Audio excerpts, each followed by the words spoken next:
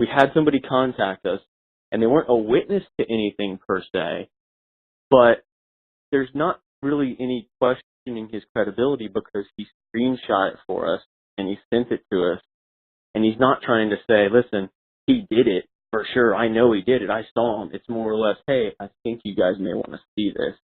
This could be a pretty big deal, which is why when we sort of quote unquote teased it in the episode before we went on break, we just didn't know what to do except turn it over to the police. And that's immediately what we did.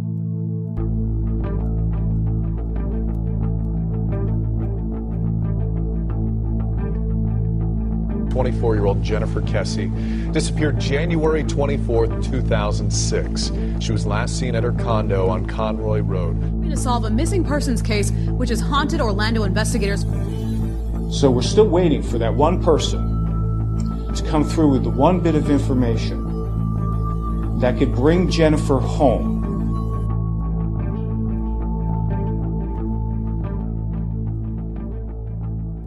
This is Unconcluded. I'm Sean Gert.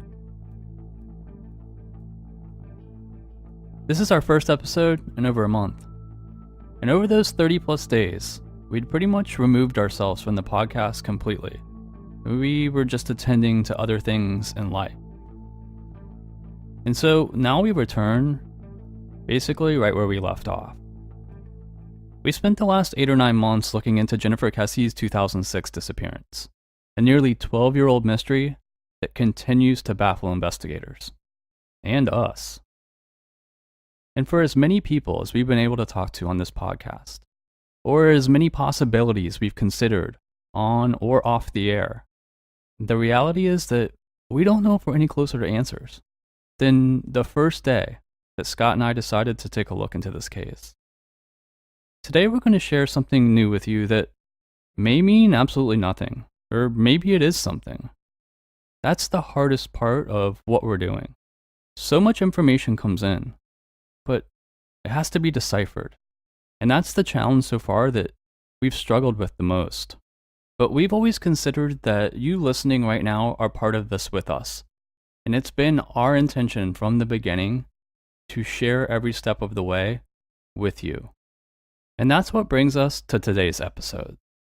But before we get into that, we're going to take a quick break for today's sponsorship.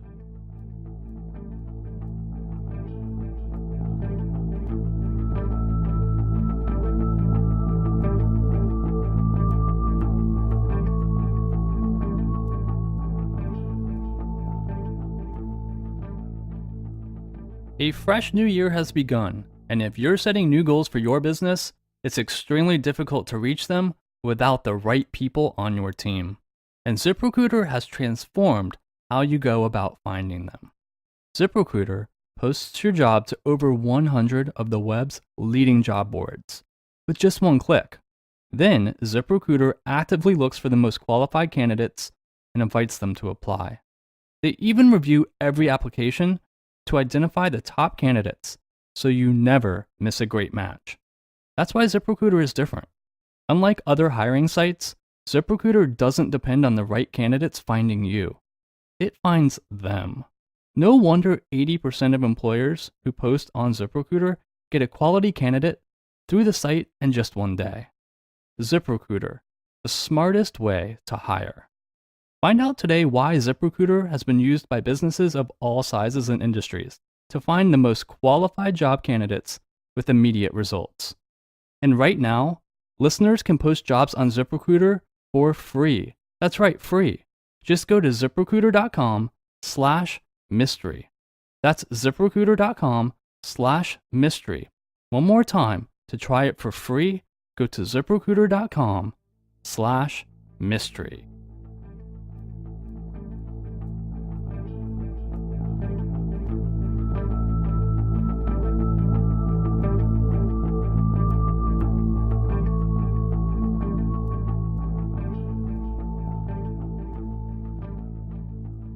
Right before the break, as we were recording the last episode that you heard, a message popped into our inbox. I'd taken a quick glance at it, but I was occupied with recording and editing the episode. It didn't seem like something pressing, and I just planned on getting back to it later. In fact, at first glance, it just seemed like something that was crazy and I wasn't going to worry about it too much. It was screenshots of a Facebook profile. I saw some random swear words and poor grammar. It just seemed kind of like a mess. But just shortly after I'd returned to working on the episode, I got a call from Scott. He'd read through the message in much more detail. And let's just say that he was taking it much more seriously than I had. But for good reason. At the bottom of this lengthy post was Jennifer Kesse's name. It was amongst a bunch of other stuff, but it was a statement saying, "I apologize to Jennifer Kesse's parents." Why would someone need to apologize to Jennifer Kesse's parents? Not hard to imagine the first thoughts that popped into my head, and certainly the thoughts that were already running through Scott's. This was strange. And within the context of the rest of the post, it could, and let's emphasize the word could here, it could be interpreted as a confession of sorts. The rest of the post had seemed to be a confession for at least 2 sexual assault crimes and a host of other things that, frankly, are difficult to make out. But then at the end, telling Jennifer Kesse's parents that he apologized, it was bizarre. And it would become even more bizarre after we spoke with the person who'd sent us the screenshots in the first place. As I was continuing to work on the episode that we were finishing up, Scott took the initiative to contact the person who'd sent it to us originally. Yeah, so I'm from the area that she came up missing from, Oak Ridge, John Young area, Texas Ave, Americana. And me and my wife was sitting there the other night, and I was going through my Facebook, and I seen a post from him, and it was saying, all this different stuff, all these names, and her name had came up, Jennifer Kesse. So I was like, well, that's pretty weird. So I screenshotted it, because I knew that, eventually he would probably erase it. But, he was deported probably like a year ago, because I guess he had shot some other person, and a bunch of stuff had happened. He did robberies and all kinds of stuff. So he had got deported. And I never knew his real name, as long as I've known him. I've known him since I was like 10 years old. And, we got into like a beef with him, over some things. And he had ended up shooting one of my friends. And, we didn't know his real name, so we couldn't give the investigator nothing his real name. And they kept asking us, do you know this person? We're like, we know him, but we don't know his real name. And, it kind of went cold, the case went cold or whatever. So, and then probably probably about a year ago, he had requested me on Facebook. And I didn't recognize the name, but I recognized the face. So I got him on Facebook, and then that thing had came up. So I went ahead and screenshotted it and stuff. And If you haven't figured it out by now, we are altering his voice. He's originally from Texas Ave, Rio Grande, Americana, John Young area, and that's where she came up missing from. So, where she came up missing around the same area, So, I figured I'd just get it out there, because I thought it was pretty weird, for someone to actually write that, How he's like, oh, I apologize to her parents or something, and I'm like, whoa. And then now he deleted it off his page now. In the times that you had dealt with or anybody else that he ran with, did you ever hear Jennifer Kesse's name come up or anything having to do with her disappearance? No, I never even heard of it, The neighborhood that I lived in, her mom and her dad was always walking around there. I mean, it was I didn't really hang out with him, It was kind of like an acquaintance. I went to school with him, but he kind of hung out with a different crowd of people than me. But since we went to school together and stuff like that, we still talked, but it wasn't like, I've never really hung out with him or anything, so I never really had the chance of him talking. I just know he was a really crazy person. Like, he used to go around shooting at people. He's done some crazy stuff around my area, and You know, like I said, he shot my best friend, and he got away with it. I mean, and that was just like blank right out in the daylight, like right out of smoke. I was sitting right there in the car when he did it. And it was in the newspaper, probably about, let me see, I think I was like 17, I'm 28 now, I think I was like 17 at the time. He wrote his stuff on his Facebook like, oh, he was a menace to society around, you know, Orlando and all this stuff. And I guess then he was like talking about like how he went to prison and he's done a lot more things that he hasn't been caught for, and he's, you know. So I just thought it was a weird situation, you know. Do you know? Did he ever wear a man bun his hairstyle?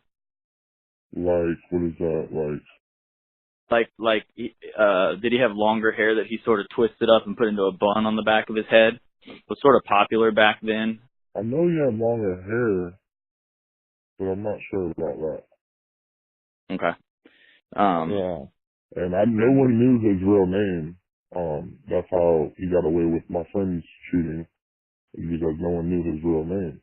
I mean, we are going to have to take this information to the police. So you're okay with that, obviously. Yeah, I'm fine with that. Yeah, I'm fine with that. Okay. I was going to say, I didn't know who to take it to, you know.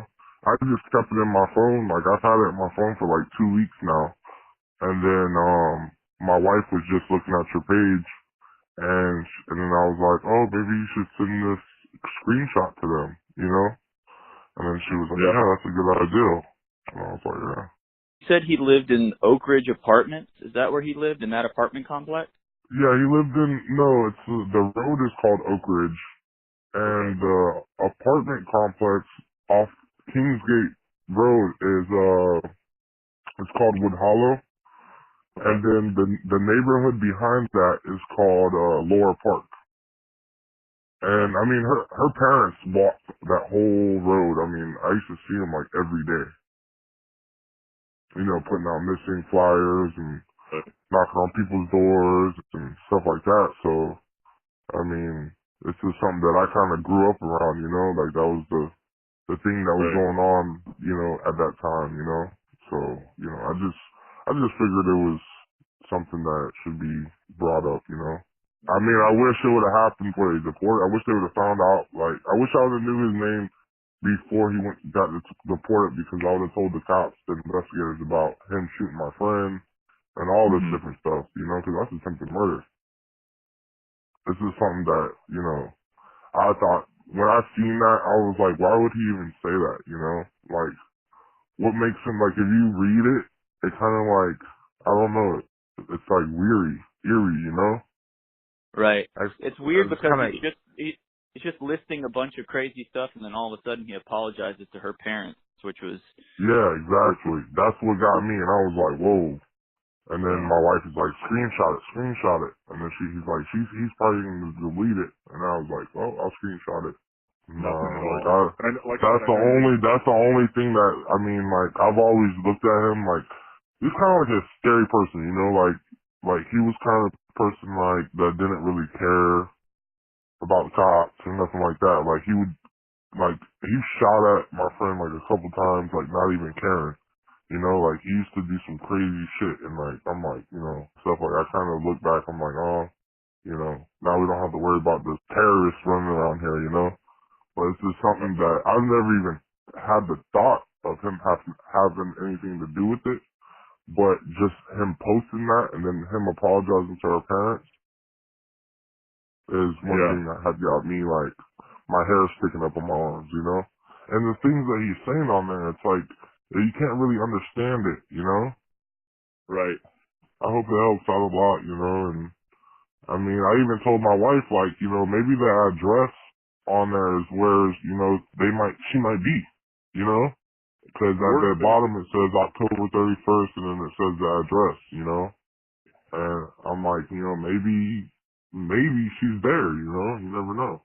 We're sending this to the police tonight. We're going to try to contact the detective tonight and get this to her as soon as possible. That way, if that address has something to do with it, they can try to act on it as soon as possible. Okay. So again, just sort of keep your phone on and ready in case somebody reaches out to you, whether it's me or whether it's the police or something like that.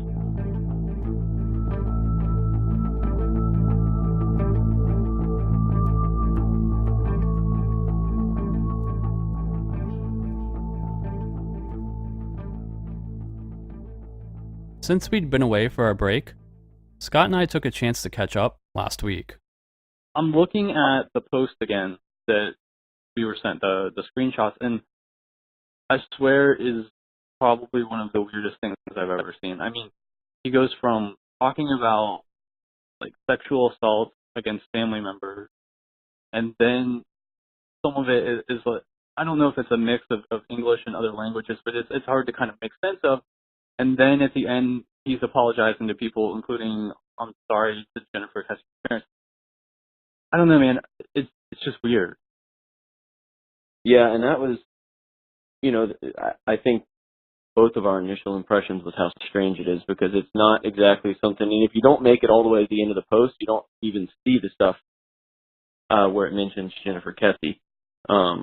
And that, when we got the message and stuff, it was just sort of, okay, whatever, because we get stuff every day, it seems like.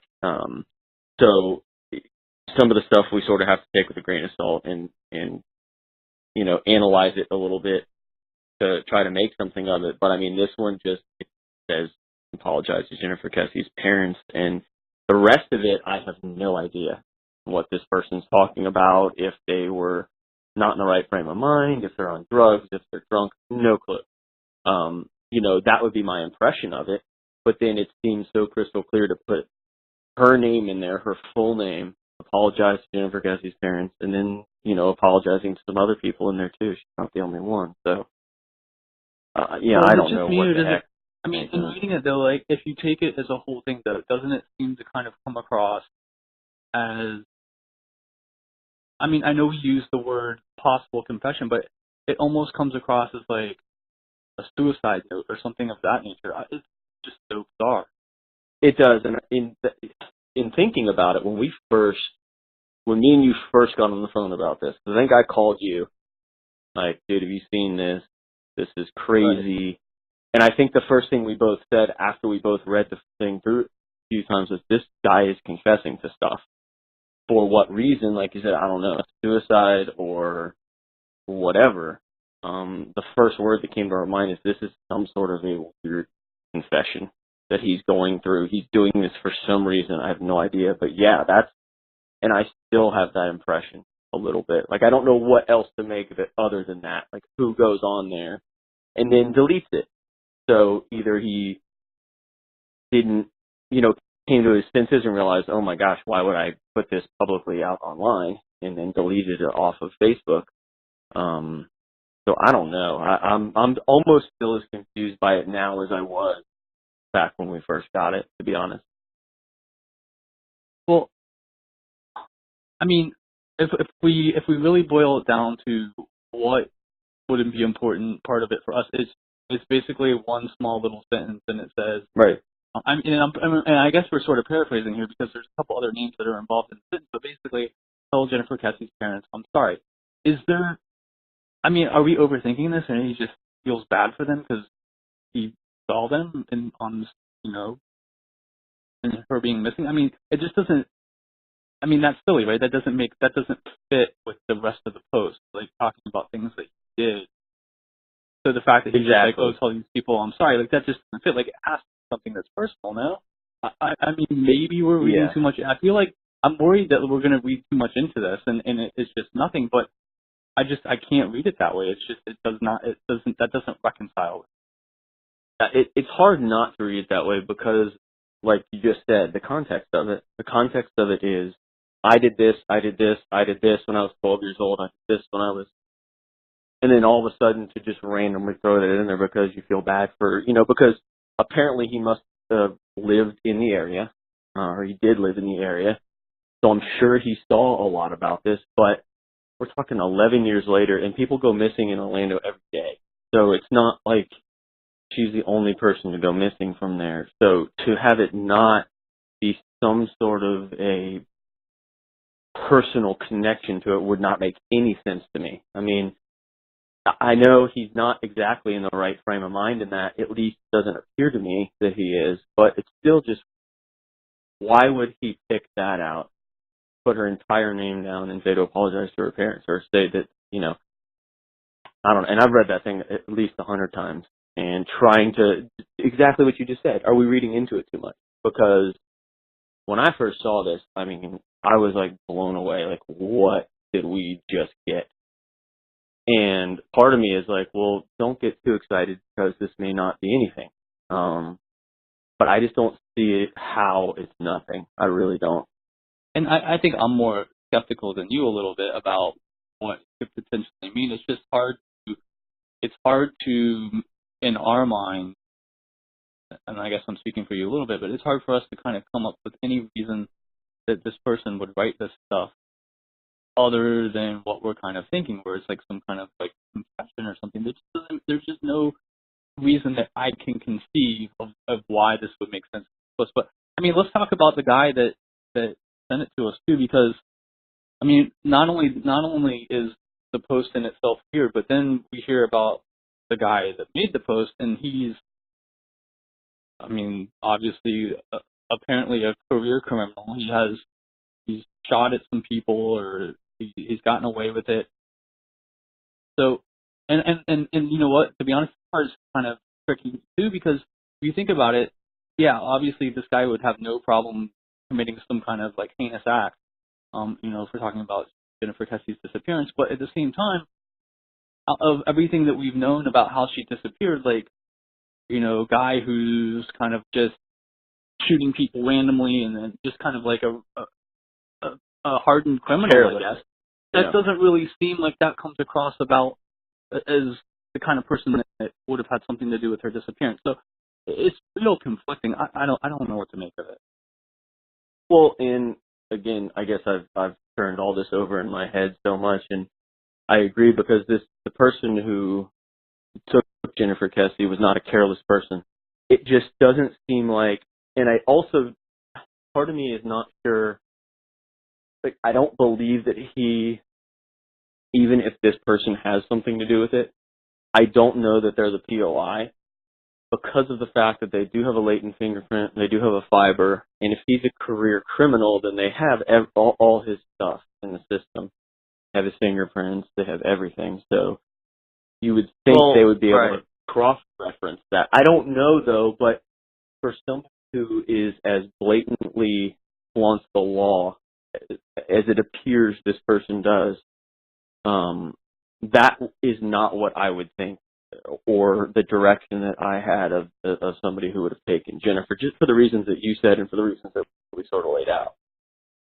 So, but I think, again, to sort of circle back, that's kind of what, when we talk about how, you know, kind of fired up I got about it at first, just because it wasn't a questioning of whether or not this person was lying, because it was right there.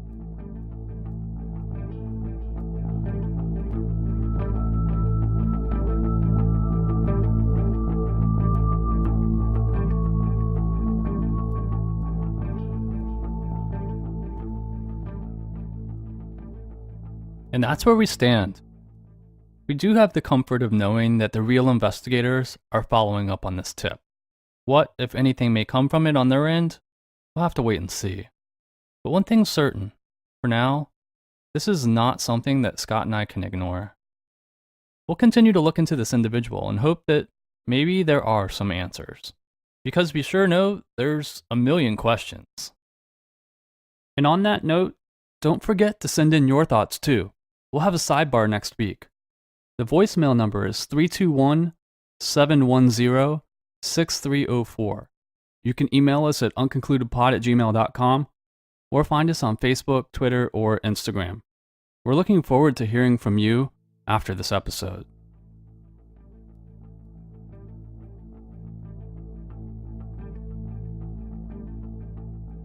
Remember, if you think you may know something about what happened to Jennifer Kesse, please come forward. The time is right now. As we near the 12-year anniversary of Jennifer's disappearance later this month, we thank all of you who have continued to work along with us to try to find answers. Those of you who have sent along tips, called in with questions or comments, looked into the details of the case and investigated on your own, or just shared Jennifer's picture, thank you.